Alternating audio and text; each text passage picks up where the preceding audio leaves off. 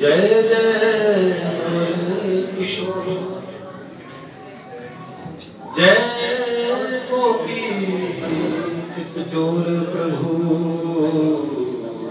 जय श्री माखन चोर भक्त भक्ति भगवंत गुरु चतुर नाम बकुए इनके पद वंदन किए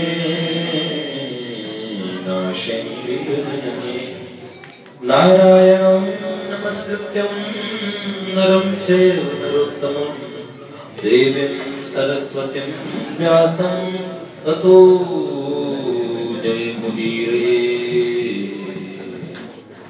श्रीलाडले लाल के जय परम पूज्य बाबूजी बाबा की जय देवर्षि नारद जी महाराज की जय जय जय श्री राधे। देखिए पूज्य बाबूजी का चरित्र चल रहा है, साथ में त्योहार भी चल रहे हैं। त्योहारों के विषय में भी थोड़ा सा बताना है। आज छोटी दीपावली है, इसको एक नाम है नरक चतुर्दशी, एक नाम और है रूप चौदस बोलते हैं। आज के दिन नरसिंह प्रभु थोड़ा सा गाना चाहिए, श्रृंगार करना चाहिए। ऐसी हालत बना रखी है तुमने। रूप चतुर्दशी और एक नाम और है नर चतुर्दशी, एक नाम और है काली चौदस। ये नाम मेरे को बहुत प्रिय है। इसमें महाकाली महाकाल भगवान का देवी माँ का नाम हो। देखो मैं बताऊं, जो लोग उपासनाएं करते हैं मांत्रिक मंत्र की और जो तंत्र की उपासनाएं करते हैं, उनके लिए 3 रात्रियां इतनी ज्यादा जब तब की होती है। एक तो कल जो धनतेरस गई, वो कल की रात्रि महारात्रि है दिवाली की, और महारात्रि में लोग इतना जप करते हैं। कोई भगवान राम का जप कर रहा है, भगवान कृष्ण का जप कर रहा है, और जो तांत्रिक है वो तो करे जा रहे हैं, वो तो बहुत अघोर हैं, वो भी करते हैं, कौल हैं, सब जने करते हैं। इष्ट के प्रत्यक्ष होने का अनुभव होता है बहुत लोगों को, भगवान के प्रत्यक्ष दर्शन होने का। और जो संसार के लोग वो भी उस दिन कुछ करते हैं। ओम जय लक्ष्मी माता, वो भी अपना जिस घर में तुम रहती सब सद्गुण आता, सब सद्गुण आता, सब संभव हो जाता, सब संभव हो जाता। और मन में जिसके जेब में गर्मा गर्म नोट रखे हो, उसको उसका मन घबराता नहीं। भगवती भैया एटीएम रखा हो, पेटीएम रखा हो, कुछ भी हो, धन की व्यवस्था हो जिसके पास, उसका मन घबराएगा नहीं। लक्ष्मी जी ना हो। कल किसी ने मुझसे कहा कि देखो, मैंने कल उपाय बताए थे कुछ धन के जुगाड़ के, और भी है, अगर आप चाहो तो कल का भी बता सकता हूँ, अगर आप चाहो तो। लेकिन ऐसे बहुत सारे उपाय होते हैं जिनसे धन की वृद्धि का। तो किसी ने कहा देखो, भगवान की और साधना के बीच में ये क्या धन के लिए हम प्रयास करें। मैंने कहा देखो, लेकिन उसके थोड़ी देर बाद में मेरे पास एक साधक आए, उन्होंने कहा मुझे धन की अति आवश्यकता है और आप मुझे उपाय बताइए। मैंने कहा देखो, कोई तो ये कह रहा था, बोला उनके पास है ना जी इसलिए मुझे इतनी बात आ रही है, मेरे पास नहीं है। तो अच्छा है, कुछ छोटे छोटे उपाय अगर किए जाए। कल गाय के घी का दिया ईशान कोण में, जहाँ पूरब दिशा है और उत्तर दिशा होती है, इधर पूरब है इधर उत्तर, उसके बीच का ईशान कोण होता है, यहाँ सामने पड़ रहा है। ईशान कोण में गाय का घी का दिया जला देना। तो मोली उसकी बात ही हो उसमें, और प्रार्थना करना, हे लक्ष्मी मैया हमारे घर में करारे करारे नोट भेजती रहना मैया, तुम्हारा वास हो। और जितने भी कल दिए जलाओगे उसके अंदर में लौंग डाल देना, हर दिए के अंदर में लौंग। लौंग से आकर्षित होकर लक्ष्मी मैया आती हैं, प्रसन्न होती हैं। अब देखो, उपाय करने वाले के पीछे उसके अंदर मन में विश्वास होना चाहिए। अनुष्ठान कुछ नहीं होता, हर देवता के मंत्र बने, उसकी वस्तुएं, उसकी सामग्रियां बनी हुई है, इस चीज का हवन करोगे तो ये देवता प्रसन्न होता है, ऐसा चीज सुनी ना सिस्टम में। जैसे बोले ना 100 डायल करेंगे तो पुलिस वालों के पास फोन पहुंचेगा, लेकिन यही कोई और नंबर डायल कर देंगे तो किसी और के पास पहुंच जाएगा। फायर ब्रिगेड वालों के पास दूसरा डायल करने से पहुंचेगा।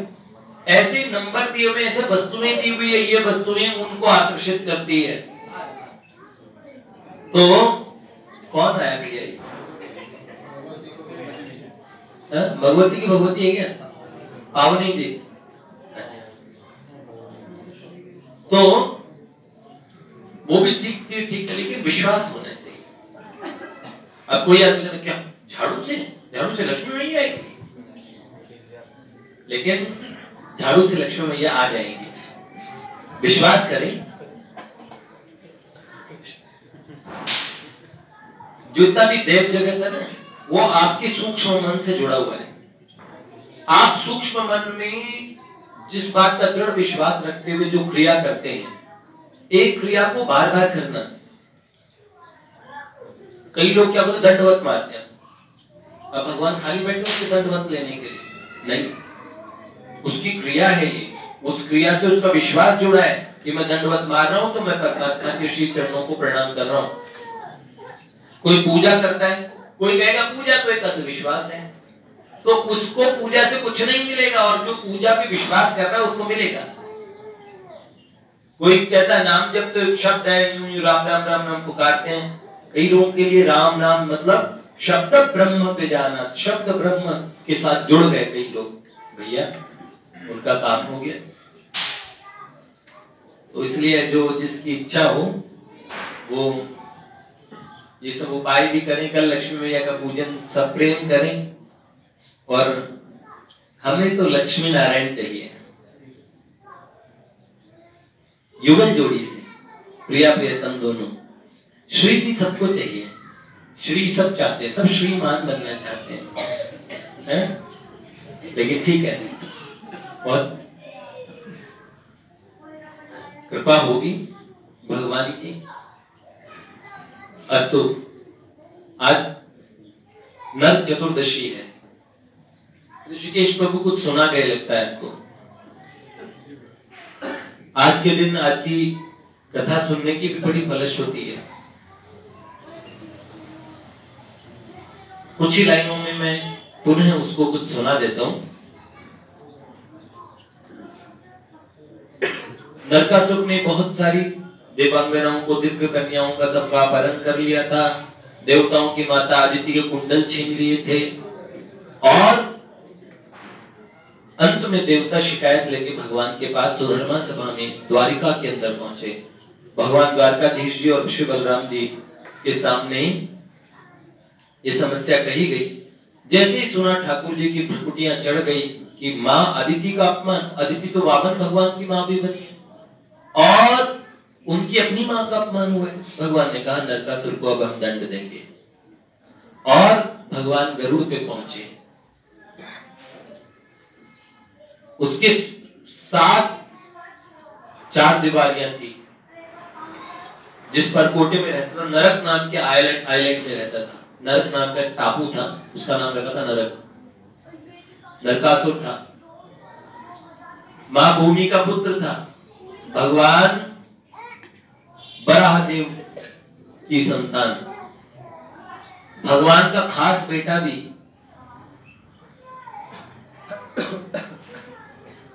और राक्षस बन जाता है, क्योंकि इसकी सौगंध थी ना, पाताल के राक्षसों से दोस्ती थी उसकी, बिगड़ गया एकदम।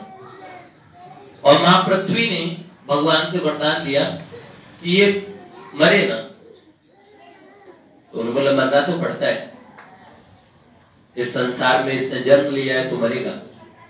तो उन्होंने कहा कि इसकी रक्षा आप करें। किसी ने कहा है कि आपके हाथ में इसका वध होगा, आप इसे मारेंगे नहीं। भगवान ने कहा नहीं नहीं, मैं बिल्कुल नहीं मारूंगा, जिस दिन तुम बोल दोगे उस दिन मार दूंगा।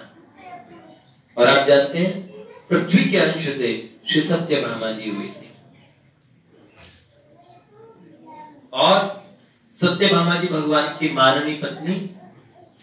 भगवान गरुड़ पे बैठ के जब जा रहे थे, सत्यभामा जी 16,108 राज्यों में सत्यभामा जी के मन में हमेशा ऐसा रहता था ठाकुर जी सबसे ज्यादा स्नेह मुझसे करते हैं। तो इसलिए उन्होंने अपना वर्चस्व दिखाने के लिए ठाकुर जी से कहा मुझे युद्ध दिखाने ले चलेंगे। ठाकुर जी ने कहा मैं चाहता था प्रिय कि तुम मेरे साथ युद्ध देखने चलो, चलो मेरे साथ। एक बड़ा सुंदर चित्र मैंने भी देखा है, आपको देखा ना इंटरनेट पे था, तो उसमें गरुड़ पे ठाकुर जी तो ऐसे पौधे हुए हैं और भगवान का शंख धनुष लेके और अस्त्र संधान किए हुए देवी दिख रहे हैं। वो तब तक मैंने कहा ये चित्र सत्यभामा जी का है। उन्होंने युद्ध किया था इंद्राणी से, इंद्र की पत्नी से। तो नरकासुर ने सारी चीजें चुरा ली थी, स्वर्ग के सबसे अच्छे अच्छे आइटम, पारिजात वृक्ष को लिया है, जो डिजायर ट्री होता है ना, इच्छा वाला कल्प वृक्ष, जिसके नीचे बैठ के जो भी चाहत करेंगे वो पूरी हो जाएगी। देवताओं के लिए सब चीज सुलभ रहती है। वो कल्प वृक्ष उखाड़ के वो उसने अपने यहाँ अपने बगीचे में लगा लिया। तो उस भौमासुर को दंड देने के लिए भगवान पधारे, साथ में सत्यभामा जी पधारी। भगवान ने देखा एक जहरीली गैस का आवरण है। भगवान ने एक अस्त्र का संधान किया, सारी गैस अवशोषित हो गई, समाप्त हो गई। उसके बाद में इलेक्ट्रिसिटी, बिजली का पूरा चारों तरफ से, जहां पे कोई घुस जाए तो वो करंट समझ जाए। तो फिर भगवान ने अपनी कौमुद की गदा से उसको भेदन किया। उसके बाद में आगे पहुंचे, अलग अलग अचानक करोड़ों शस्त्रों की वर्षा होने लगी। मूर नाम का एक राक्षस जागा, भगवान ने उसका वध किया, 3 मुंह वाला था। और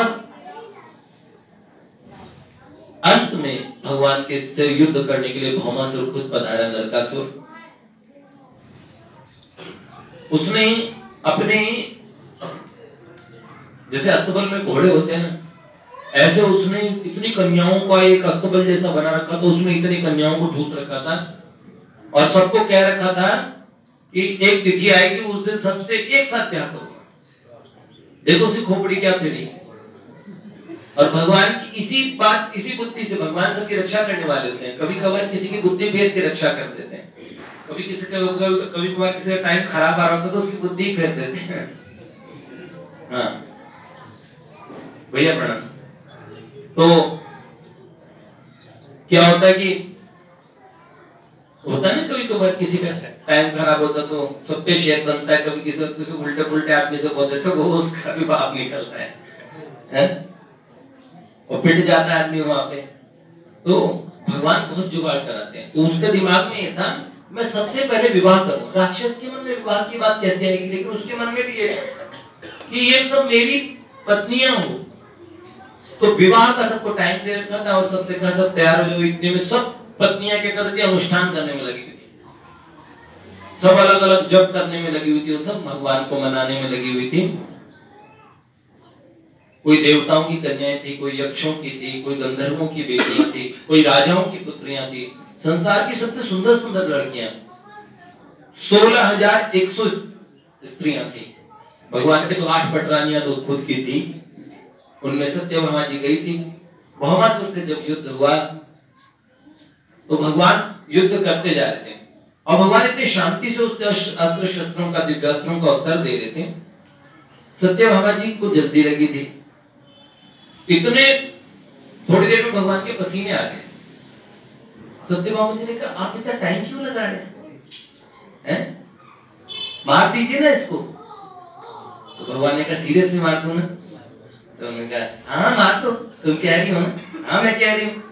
तत्काल भगवान ने संधान किया सुदर्शन चक्र का और भयानक ज्वालाएं समुद्र में उठने लगी, ज्वार भाटा, और कितनी दिन में उल्कापात होने लगे। और उसी समय भगवान ने भयानक घनघोर कर्णभेदी ध्वनि हुई और भगवान का सुदर्शन विशाल आकार बना के चला और भौमासुर का मस्तक जैसे ही कटा, दिव्य ज्योति भगवान में लीन हो गई।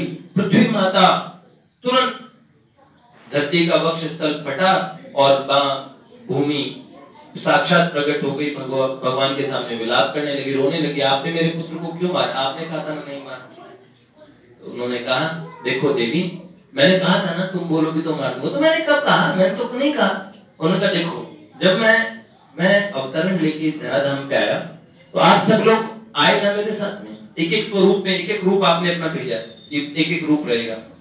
तो भगवान श्री कृष्ण समग्र हैं, आप मानिएगा। भगवान श्री कृष्ण भोलेनाथ थे, क्योंकि भगवान की एक पत्नी है जाम्बवती, और जाम्बवती थी पार्वती है, और पार्वती मात्र शिव शंकर के अतिरिक्त किसी की नहीं होती। और सांब नाम के जो भगवान के पुत्र हैं वो कार्तिक स्वामी हैं। तो भगवान श्री कृष्ण समग्र हैं, मतलब उनका कोई भेद नहीं है कि वो महादेव नहीं है या उनका। तो श्री कृष्ण ने ये कहा कि जब मैंने अवतार लिया तो सब लोग आए, तो देवी आप मेरे पास आई सत्यभामा बनके। तो भूमि मैया ने देखा, और इन्होंने अभी भी मुझे कहा मार दो इसको, टाइम मत लगाओ। तो इसका मतलब इन्होंने कहा तो आपने कहा। पृथ्वी माँ की गर्दन झुक गई। उन्होंने कहा, प्रभु ने कहा देखो उसके काम ऐसे हो गए थे, उसने अदिति माँ का अपमान किया। और इस प्रकार भौमासुर का अब भगवान जो पहुंचे, कैसा माहौल था, इतनी सुंदर सुंदर दिव्यांगनाएं जो बेचारी एकदम कमजोर हो गई थी। भौमासुर ने पहनने के लिए नए नए कपड़े दिए थे, उन्होंने नए कपड़े भी नहीं पहने। किसी की एकदम जटाएं बन गई, सबने श्रृंगार करना ही बंद कर दिया। और जैसे ही सबसे पहले तो भौमासुर मरा, देवता इतने खुश हुए, उन्होंने पटाखे छोड़े। तो उसी खुशी में पटाखे बजे। देखो पटाखे बजने का कारण बताते हैं। अब दिवाली में पटाखे मत छोड़ो मत छोड़ो, इसका शोर तो मचता है। अभी राजबिहारी प्रभु एक मैसेज भेज रहे हैं सबको कि उसमें कहा कि आप जितना दिवाली आते ही प्रदूषण प्रदूषण, मतलब दिवाली मतलब प्रदूषण, होली मतलब पानी बेकार। बाकी कोई त्योहार हो, किसी के भी त्योहार हो, चाहे दूसरे धर्म के कितने भी लोग, चाहे खून की नदियां बह जाती है, तब तक कोई माई का लाल नहीं बोलता है। और सुप्रीम कोर्ट तो हमारे लिए तैयारी बैठा रहता है। तरा कुछ निर्णय आते और इधर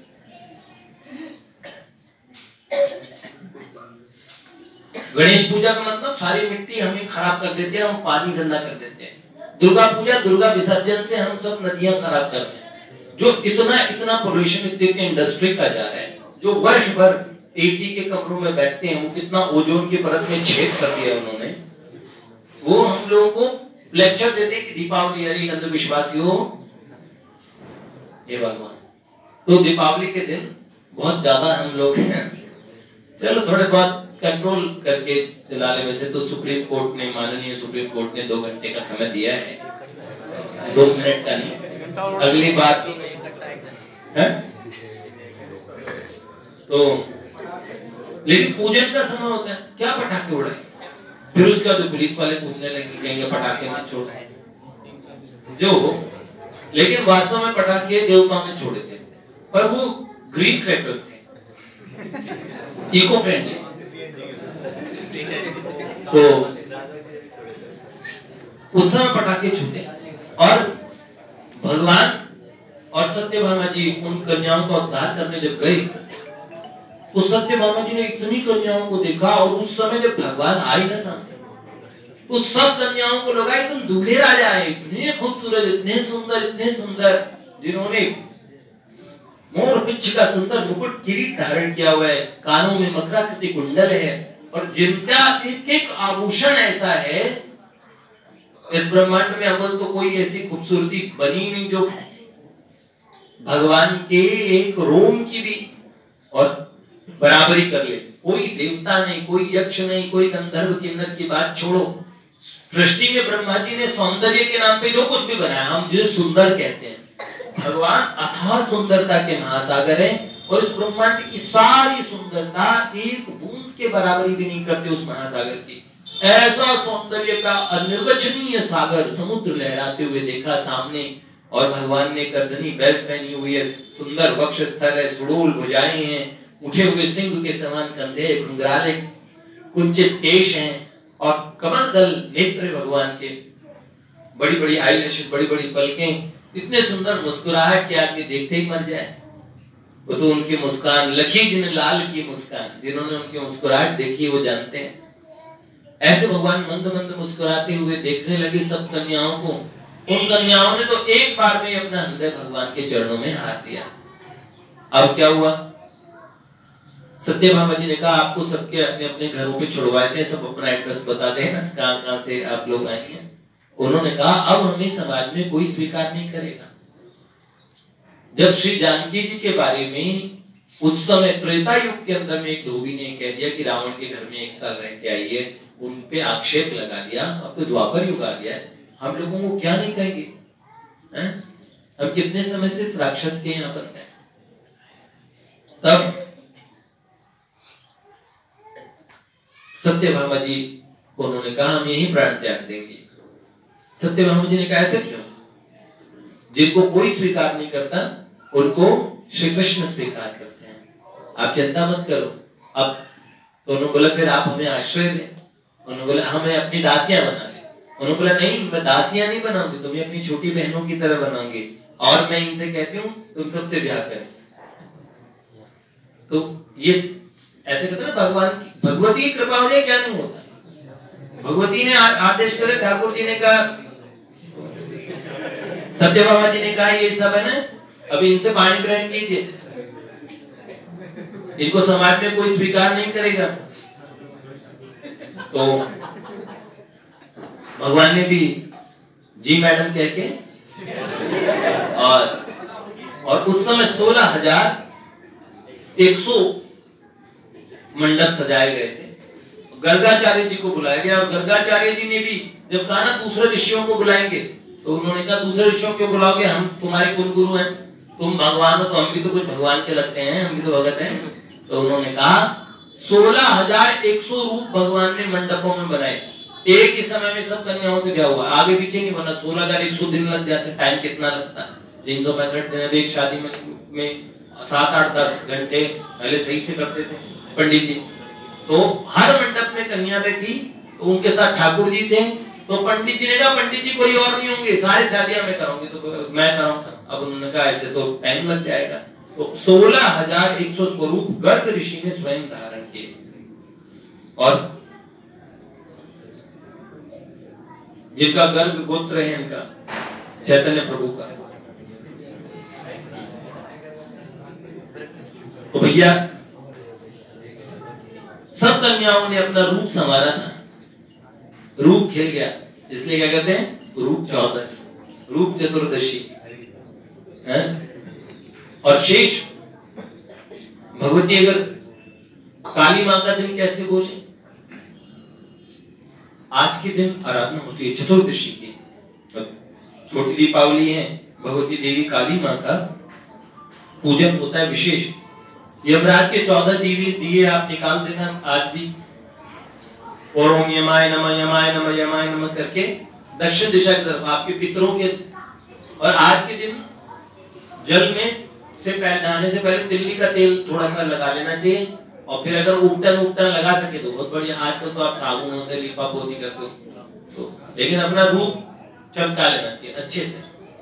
नरसिंह प्रभु की तरह नहीं बने रहना चाहिए, देखो कैसे आज गोरी बन के आए। तो क्या कहूं ढोलू, इनका नाम मुझे इसलिए प्रिय, मैं सब बता रहा हूँ, ये नाम मेरे ताऊ जी ने मेरा भी रखा था, अब मुझे याद आ गया। तो हम दोनों मित्र बराबर बराबर के हैं। बाकी शेष ये बात भी है, इनके ठाकुर जी हैं बाबा भोलेनाथ, उनका नाम इन्होंने भोलू रखा हुआ है। तो भोलू के बेटे ढोलू कहाँ गए थे वो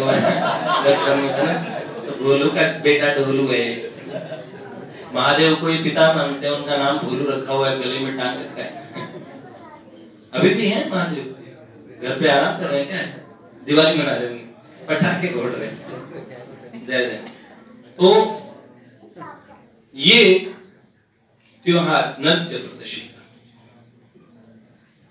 आज छोटी दिवाली आप लोग मना के आए, पूजन करके आए हैं आप लोग, अभी करेंगे जाके। सब दियों के आगे थोड़ा थोड़ा सा कुछ भोग रख देना चाहिए, मीठा कुछ, नहीं तो बताशे ही रख दो, और मीठा नहीं रख बनाया तो, है ना? हाँ, बहुत बढ़िया है। भाई जी का सुना था सत्संग, पूज्य बाबूजी का चरित्र में पारसी प्रेत का प्रकरण चल रहा था। उसमें कल जिन संत की अनुभवों की बात बता रहा था, उन अनुभवों के अंदर देखो, अनुभव तो उन्होंने बहुत सारी बातें बताई, लेकिन सबसे अच्छी बात बताने लायक मुझे ये लगी, जो कल उन्होंने 3 बातें अपने मन से पूछी। उन्हें भगवान की प्राप्ति हुई, लेकिन उन्होंने अपने मन से पूछी थी कि मन तुझे क्या चाहिए। अपने मन से आप लोग भी ये पूछ के रखें कि क्या चाहिए। देखो, जो भगवान चाहिए कि संसार, तो जो चीज चाहिए ना, वैसी हरकतें हमसे होने लगेगी। अगर भगवान चाहिए तो भगवान तो सत्संग से मिलते हैं, भगवान तो भगवान नाम का आश्रय लेने से मिलते हैं, भगवान तो संतों का आश्रय लेने से मिलते हैं, भगवान तो वैष्णवों का आदर प्रेम करने से मिलते हैं।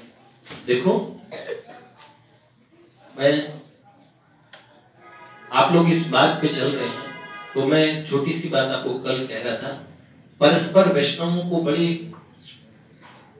उनमें बड़ा सौहार्द होना चाहिए। इसमें कल बताया था मैंने, 1 लाख नाम जप करने वाली स्त्री और डायन बन गई, चुड़ैल बन गई, है? बनी थी ना, भूतनी बनी थी ना। वो भूतनी क्यों बनी? 1 लाख नाम जप करने में भूतनी बन गई। कैसे? क्योंकि आदर नहीं था, किसी के प्रति आदर नहीं।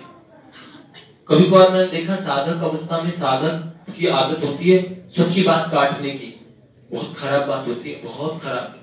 साधक को अपराध से हमेशा डरना चाहिए।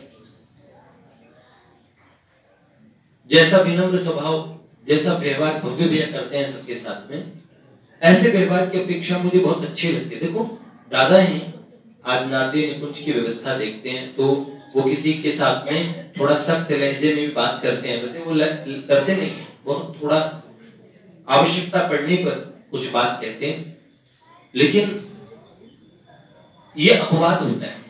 हम लोगों को वो तरीका फॉलो करना नहीं चाहिए किसी को भी, क्योंकि उनका काम है ये, हम लोगों के लिए सब चीज की एडजस्टमेंट करना। तो वो उस चीज में वो हमें ये भी बोल सकते हैं ब्लंटली, भला जी मैं ये काम कर लो, नहीं ये आप नहीं करें, मना कर दिया, हमें बुरा लगे, देखो ये क्या। उसी समय हमारे अपराध शुरू हो जाते हैं, हम ये सोचते देखो ये क्या, ये अपने आप को ज्यादा समझते हैं। हम लोगों को बहुत, लेकिन हमें परस्पर आदर करना चाहिए, परस्पर एक दूसरे का। इस चीज से जीवन में भगवत प्राप्ति में जो सबसे बड़ी बाधा आनी है ना, वो इस चीज की आनी है, जब एक दूसरे का सम्मान खो जाएगा। सबसे भयानक चीज है, अपराध से शून्य व्यक्ति ही भगवान को पाता है। जीव पल पल पे अपराध करता है, माना। ये मैंने बात सुनी, पूज्य सौभाग्य दीदी ने मेरे को इस बात कही कि उन्होंने कहा, जब कलाप गांव में पहाड़ों में, बर्फ के पहाड़ों में सुदर्शन सिंह चक्र जी जा रहे थे, अचानक एक बड़ी 25-30 फीट की एक आकृति, सुदर्शन सिंह चक्र जी उनके घुटनों से भी नीचे थे, और वो सामने आके खड़ी हो गई, और उन्होंने कहा तिष्ठ, ठहर जाओ यहीं पे, संस्कृत में बोला, और फिर कहता है लगुड़ेन पुरुतो पश्चिम, ऐसा लिखा था चक्र चरित्र, मैंने सुनाया था, उस समय की बात याद आ गई। लगुड़ से, इस लाठी से पीछे देखो, उन्होंने लाठी पीछे लगा के देखी तो बहुत गहरी खाई थी, वो सारी बर्फ ओली थी, धोती, और वो नीचे धस जाते ग्लेशियर में। इस बड़े से आकृति ने रक्षा की उनकी। उन्होंने बोले आप हैं कौन? उन्होंने बोला मैं तालाब गांव से आया हूं, मेरे को महाबुद्ध ने भेजा है। तो फिर उन्होंने कई बातें पूछी, तो उन्होंने सुदर्शन सिंह चक्र जी से पूछा आपका गोत्र कौन सा है? तो उन्होंने कहा मेरा सावर्णी गोत्र है। तो उन्होंने कहा हंसे इतनी तेज कि सारा पर्वत ऐसे लग रहा है हिल रहा है, अट्टहास करके हंसे। उन्होंने कहा तुम मेरे सामने इतने छोटे से हो, और भगवान सावर्णी मनु, उनके सामने हम भी इतने छोटे से हैं। तो वो कभी तुम्हें देखेंगे तो कितना हंसेंगे कि उनके वंश के आदमी इतने बोने वाले इतने छोटे छोटे से हो गए। त्रेता युग सतयुग के लोगों के सामने हम नहीं टिकेंगे। रूपकुंड में अभी IBN 7 पे 2-3 साल पहले बड़ा चला था। रूपकुंड के अंदर वो तालाब में कई नरकंकाल मिले ना, तो उसमें 15-15 नंबर के पैर थे। अब हमारे तो 8 या 12 नंबर का पैर होता है, 12-13 नंबर तो बड़ा माना जाएगा, है होता है कि 12 नंबर का है? अरे अब 15-15, 16-16 नंबर के पैर जिनके हों, वो कितने साइज के रहे? वो महाभारत करे 5-5, 6-6 हजार साल पुराने और लोगों के, और वहां पे ये अवशेष मिले। तो ये पुराने प्राचीन लोगों के जो हाइट वगैरह वो तो बहुत, तो उन्होंने एक बात कही कि बोले मैं कलाब गांव में और लोग मनुष्य नहीं जा सकते, उनके समाज का बड़ा पतन हो गया। तो उन्हीं सज्जन ने, जो उन्हीं वो महापुरुष जो प्रकट हुए थे, उन्होंने एक बात कही कि तो सुदर्शन सिंह चक्र जी ने कहा समाज का तो मनुष्य का स्वाभाविक स्वभाव है गिरना। तो उन्होंने कहा हाँ, मनुष्य का स्वभाव है गिरना, पतन होता है, लेकिन वो उस पतन को माने, उस गलती को माने। मेरे को ये लगता है कि मनुष्य के अंदर ये बात स्वीकार करने का भी साहस जिस व्यक्ति में हो कि देखो मेरे में अमुक ये चीज गलत है और मैं इसे ठीक करूं। मनुष्य जीवन रहते ये स्वभाव नहीं डाला किसी ने, तो समझ लेना कि सारा इस मार्ग पे किया, सारा बोल बिल्कुल बंटाधार है। इसीलिए सबसे बड़ी आवश्यकता है हर साधक को आत्मनिरीक्षण करना चाहिए। आत्मनिरीक्षण करें, बार बार ये खोजे कि समय नजदीक आ रहा है, हम लोगों के जाने का समय हो रहा है, एक दिन हम सब लोग चले जाएंगे, उससे पहले हमारे जीवन कितने साल बीत गए, मुझे भगवान मिले क्या? हम ऐसे कई बार साधक खुश फहमी में दावा करने लगता है और ये सोचता है अरे मुझे क्या, मैं तो अंत समय में भगवान का नाम ले लूंगा या मुझे भगवान मिल जाएंगे, अब तो मैंने महापुरुषों का आश्रय ले लिया। क्या मेरा स्वभाव वैसा बन गया है जो महापुरुषों के आश्रितों का होता है? क्या मैं वैसा ही आचरण कर रहा हूं? अगर पूज्य भाई जी का चरित्र सुन रहे, मेरे विचार से हर एक साधक को सुनना चाहिए। अभी आगे चरित्र इतना सुंदर आने वाला है, पर मैं इसका एक एक हिस्सा आपको सुनाना चाहता हूं, एक एक हिस्सा सम्यक तरीके से। तो बेटा सबसे पहले ये बात सोचें कि हमारे पूज्य भाई जी का आचरण कैसा था। हम भाई जी को मानते हैं तो भाई जी के एकदम सेठ जी की इच्छा के लिए उन्होंने पूरा जीवन न्यौछावर किया है, अपनी साधनात्मक सुखों को भी त्यागा है। और सच में जिसका जीवन समर्पित होता है ना, जीवन समर्पित चरणों में तुम्हारे, तुम्ही मेरे सर्वस्व, तुम्ही प्राण प्यारे, मैं छोड़ कर इससे जहाँ ले चलो वही मैं चलूं। ये तो मेरे को गिरधर का सुनाया हुआ, इसलिए मैंने ये लाइन ध्यान में आ गई। समर्पित जीवन हो, अच्छे से आगे बढ़े। देखो समय बहुत कम है, मुझे अब आज वर्तमान समय में ऐसा लगने लगा पता नहीं कब समय आ जाएगा। मैं तो अभी 1-2 साल की भी योजना बनानी बंद कर दी, मैंने सारी योजनाएं बंद कर दी। फिलहाल एक ही योजना है कि मनुष्य जीवन जो जी रहे हैं उसमें कोई त्रुटि न रह जाए, और एक चीज ये रहे कि भगवान की प्राप्ति के लिए जो मार्ग का हमने अवलंबन लिया है उस मार्ग पे हम ठीक से चल रहे कि नहीं चल रहे। बस इस बात का बार बार विचार करना चाहता हूँ।